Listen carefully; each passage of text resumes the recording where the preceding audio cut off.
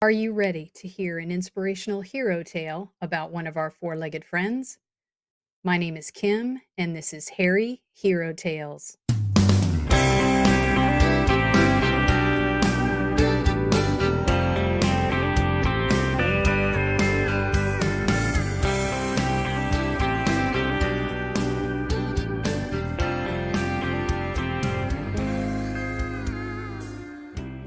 Welcome to episode 12 of Harry Hero Tales Animals to the Rescue.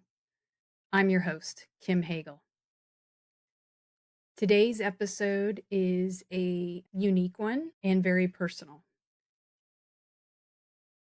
I have been off the air, so to speak, for a while, and I've been struggling with bringing you the next episode. As I mentioned on my website, I have a day job, full-time job, and I love it. Certain times of the year are extraordinarily busy, and this time of year is one of them. And I thrive on the work that I do. It definitely does get exhausting to do both, but I have a strong passion for the care of, respect, and love of the animals that we share our lives with. And at the same time, I've been very busy with work. In recent days and weeks, I've been personally struggling with one of my animals having some medical issues that have turned out to unfortunately be quite severe, and he's struggling. And so I'm struggling. And while I've been working on some other heroes that I will bring you and explore and tell those stories, I decided because of where I'm at today that it was important to share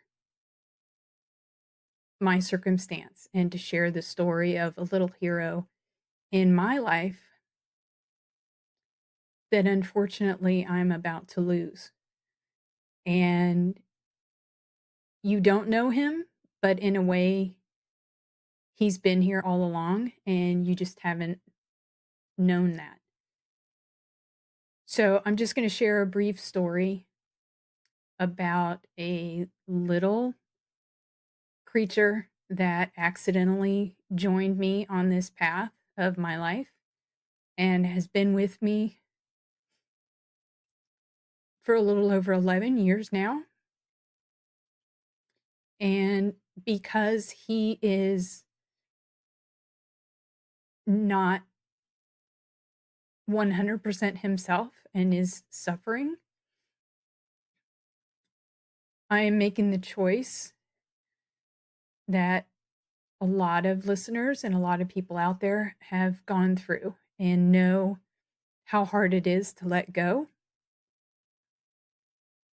and to try to imagine your life on the other side without that dog or cat or horse or bird or whatever companion animal you may share your life with. The reason you know him but you don't know him is even as of today, Henry has been by my side for each of these recordings, whether it be the audio or the recent switch to video, because he doesn't like to be away from my side. And he makes a fuss if he isn't right there with me. And it's hard to record when he is acting that way. So it was easier for me and certainly calmed him down to have him where he is right now, which is sitting on the floor next to me. And he's done that all along. And so it's hard for me to picture continuing with Harry Hero Tales Animals to the Rescue podcast without him being there. But I know I'll continue to bring him with me and remember him at the beginning of this journey and hopefully dedicate each of the episodes to what I wished for him and what I was lucky enough to be able to bring to him for his 11 years ultimately that he was with me. This little bundle of red and a little bit of black. You can see what he looks like if you go to the website and go to the page about our pack. Henry is featured there a lot. He's also featured on the image cover, if you will, for this podcast. And I found him by chance. I was the lucky one that rescued him. And he certainly was my hero every day because he made me so happy and was so comfortable joining a house of strangers.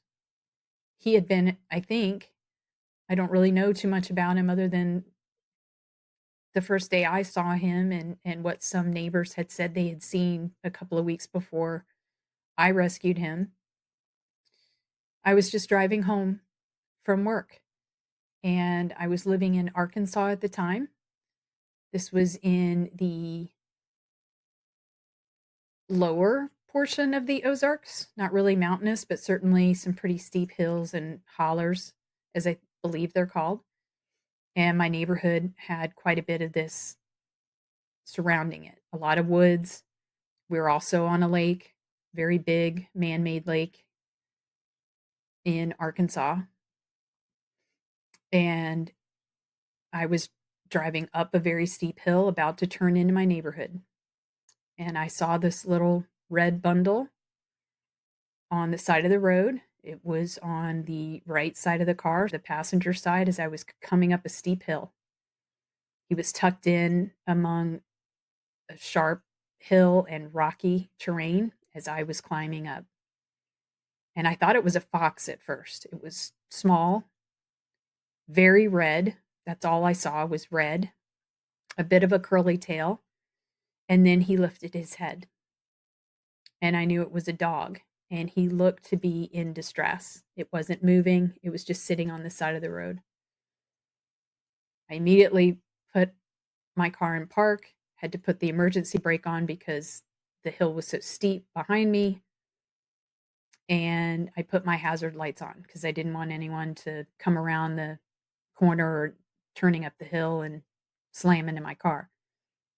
I got out and he didn't move. Most dogs that you find on the side of the road are frightened and they try to run away or absolutely successfully run away.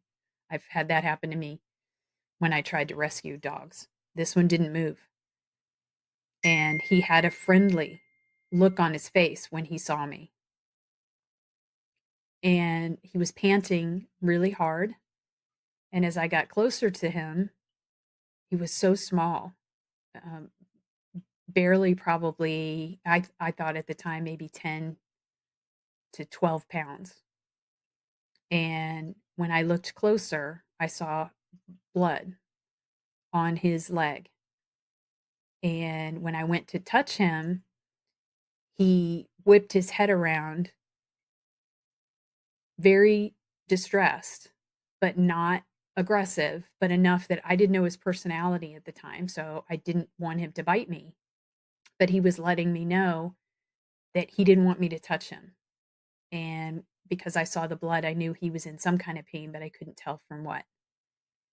And then I went to scratch his head and neck, and he wagged his tail. He was almost happy with that level of interaction or touching him. But it was when I went to pick him up that he reacted very sharply again. And that's when I saw it. The poor little guy, I don't know if he was hit by a car. The vet later told me they didn't think so. They think he was probably running in the woods in the holler. It was full of rocks. It was very steep, and, they think he might have just been running, and his little tiny bones were very brittle or fragile, and he snapped his leg.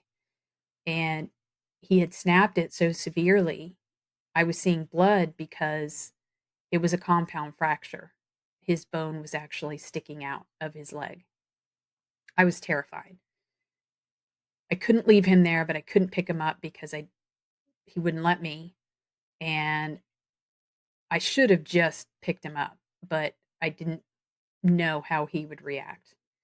So, I knew I had a dog cage in the back of my car, and I was just one turn away from entering my neighborhood, and one of the first houses was a very kind couple, and I knew that if I went and knocked on their door, they would come and help. And as it turned out, another couple from the neighborhood was dining with them for dinner. And they saw the panicked look on my face when they answered the door after I rang the doorbell. And the men immediately jumped up. What's wrong? What's happened?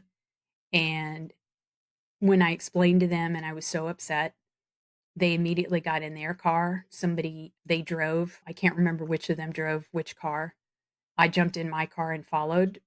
I had told them about where he was, but I had been gone for several minutes. I didn't know where he could be at that point, and he hadn't moved very far. He was still in the general area. He just moved down the hill a little bit farther than where I had seen him. And a gentleman from the neighborhood that had worked a farm, grown up on a farm, he didn't have any fear. He grabbed a towel that he had in his car, put it over him, and picked him up, and the poor little thing howled in pain and was trying to wiggle away because it was hurting so bad, but he was a tiny little thing, and this man had no fear of him like I did. And I had the dog kennel in my car. I had the back open, and we put him in there, and I immediately turned around and thanked them and said, "I've gotta go. I've gotta rush to my vet before they close," and called them on the phone as I was driving and said what had happened, what I had in my car, and could they please help me? I was rushing over there right away. And they said, "Of course, we'll be here waiting." And that was the start. So after taking little Henry to the vet, I posted everywhere. I posted signs by our neighborhood, nearby neighborhood, on Facebook. There was a radio station, local radio station that would post information about missing dogs or found dogs to try to get owners and the dogs back together. No one ever came forward for Henry. My neighbors had said that they had seen him running in a field. This was down at the bottom of the hill after you exited our neighborhood going towards town. It was a huge field, quite often with a few horses grazing in it. I knew it was a farm. I had never seen the dog there before. I never saw him other than that day I saw him on the side of the road. But my neighbors had said they had seen him playing, running in that field. Where he ultimately came from, I don't know. And uh, I went to visit at the vet's office. They were trying to save the leg. They had done a surgery to put the bone back together and stitched up the wound because it was a compound fracture. The bone was sticking out, and they needed to stitch up the wound from where the bone had protruded. And I'd call every day, "How's he doing?" They said he was recovering, and they felt pretty good that they may have been successful in saving the leg. And then a few days after I had found him and after the surgery to save the leg, they called me with terrible news. And he had overnight been in his kennel and somehow gotten out of his hood that was on his head and keeping him from having any access to the wound. But unfortunately, at some point, he had gotten out of the hood and had chewed through the gauze and the wraps that were around his recovering leg and wound, and had done so much damage that there was no hope at that point to save the leg. The positive news was it was a hind leg and he was a little dog, and they felt confident that losing the leg would not hamper or slow him down in any way. And they asked me, did they have permission to do the surgery? Now, at this point, I was still trying to find his owners, and he wasn't my dog. That was a big decision to make in my mind, to choose to amputate the leg. But at the same time, I thought if one of my animals, and I had two at the time, dogs and one cat, and I thought if one of my dogs had gotten loose and had gotten injured that severely, and someone had rescued him or her, and saving the life or saving the leg was the choice, I would hope that they would choose to save the life. And so that's what I did. I told them, yes, go ahead. And I was very sad by it. But at that point, there was nothing anyone could do. And it was just one of those circumstances that you can't blame. It was just a terrible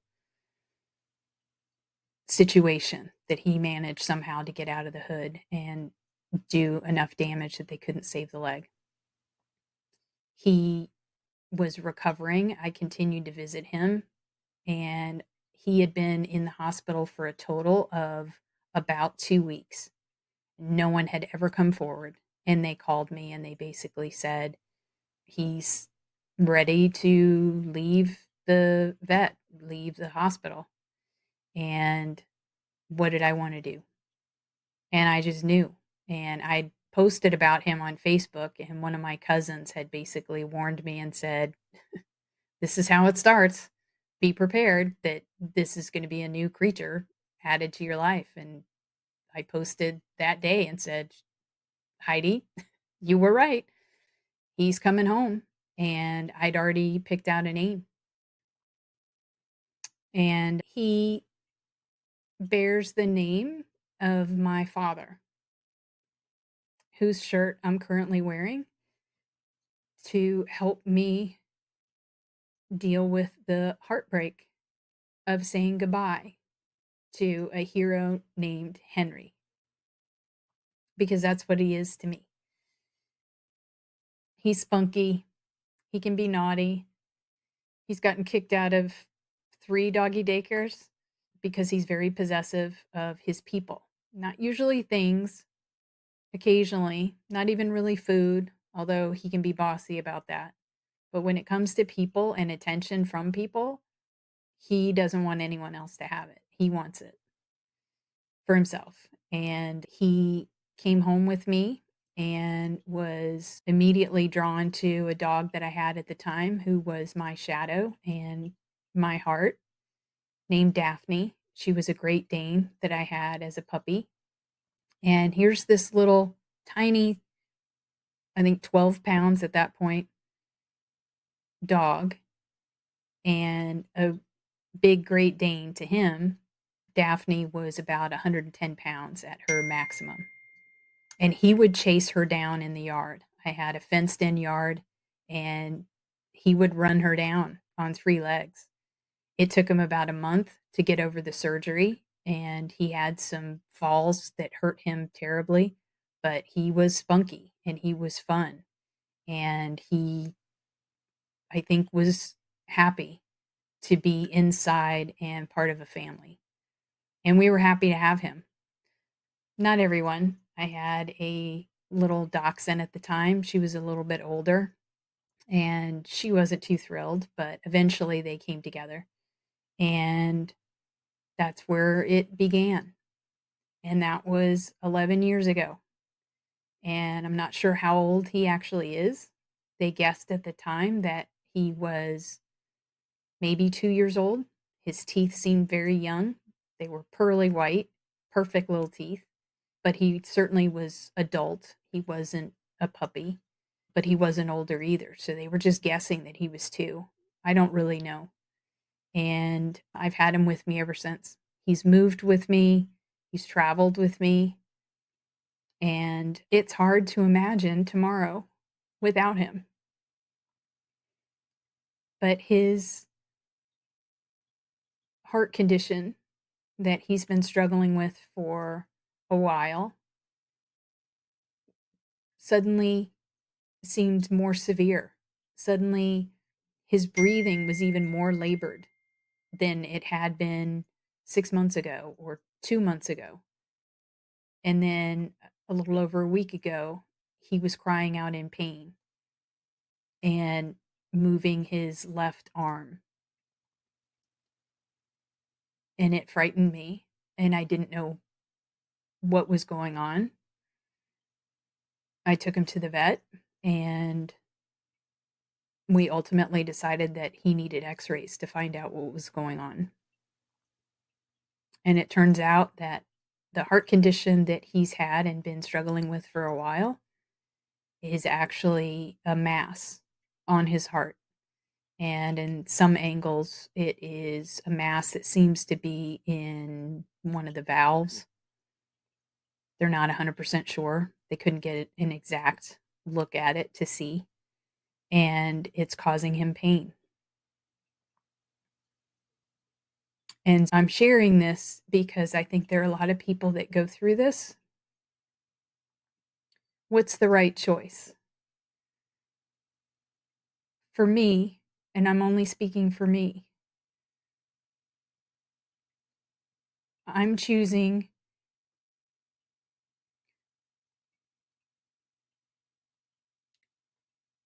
to not let it get worse to where his pain will be more severe than it is right now. It's been maintained for the past week with medication, and it has helped.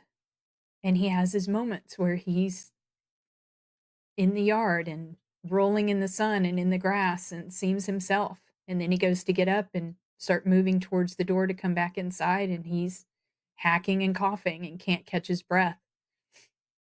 And when he falls asleep, I'm terrified that he's suddenly going to have the terrible pain that's almost like a seizure because it hurts him so bad. As desperately as I want to keep him with me, I feel for me that's selfish because I want to put off the pain that I will have of losing him. And if I choose to do that, it just means that he's going to have pain instead.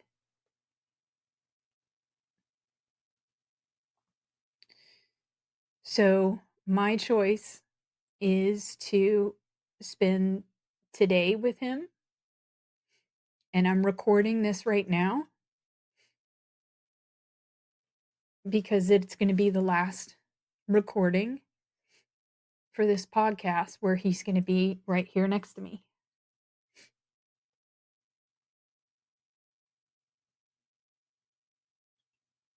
And it's hard to let that go.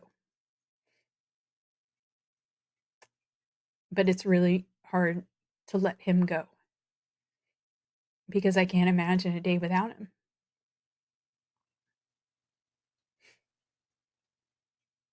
But I know that the pain that I'm feeling right now is because of how well we bonded and loved each other and how happy he was and how happy he made me, that I'm glad I opened my heart to him, to have him for 11 years, and I wouldn't have it any other way. As hard as it is today to know that I wake up tomorrow without him, I would still choose to rescue that little red bundle off the side of the road and bring him home and name him Henry for my dad,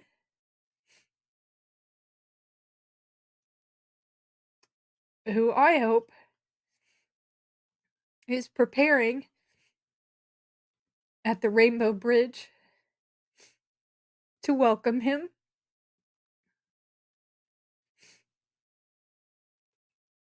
And hopefully to wait for me someday so that I can see him and my dad and Daphne and the little dachshund Cinnamon.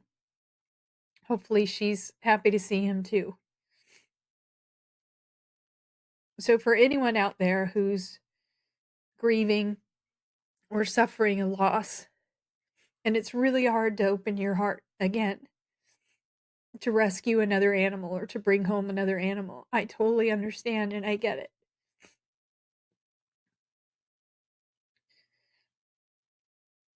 But I wouldn't give up the memories, the funny ones, the messy ones, and even this one where I'm saying goodbye. And knowing that in the future, there'll be another little or big bundle of something that I will open my heart to in honor of Henry. And I will feel joy with that dog or cat, just like I did with Henry. And that's what this podcast is about, is finding good people that want to love, respect, and care for the animals around us, and hopefully open their heart to bringing them home and sharing love and a lifetime and welcoming that joy, even when you know you're bracing yourself for the heartbreak in the future. It's still worth it. And I would still do it again. There'll never be another Henry. And I know that. But thankfully, I have wonderful memories of him that will stay with me forever. And going forward, this podcast, it'll be hard to do it and not think of him.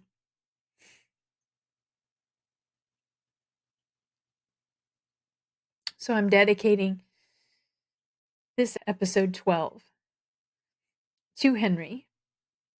And I thought I might introduce him to you personally so you can see my co host that has been with me every step of the way.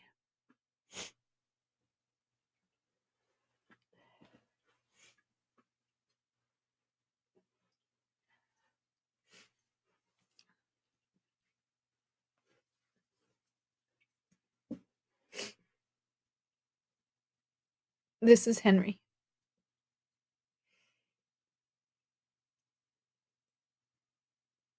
Thank you. While that only touches the surface of this amazing hairy hero, we have to leave it there for this episode. If you know of a great hairy hero tale and would like to hear it on this podcast, email us at hairyherotales@gmail.com. For more information on this program, visit our website, www.hairyherotales.com. That's TAILS.com. And be sure to follow us on Facebook, Instagram, and wherever you get your podcasts. This is a Southpaw Productions podcast, edited, produced, and hosted by me, Kim Hegel. Opening and closing music provided by Mary Selvage. You can follow her and find out her show schedule at Selvage613 on Instagram, and check out her complete catalog of music available on Spotify, Apple Music, and more.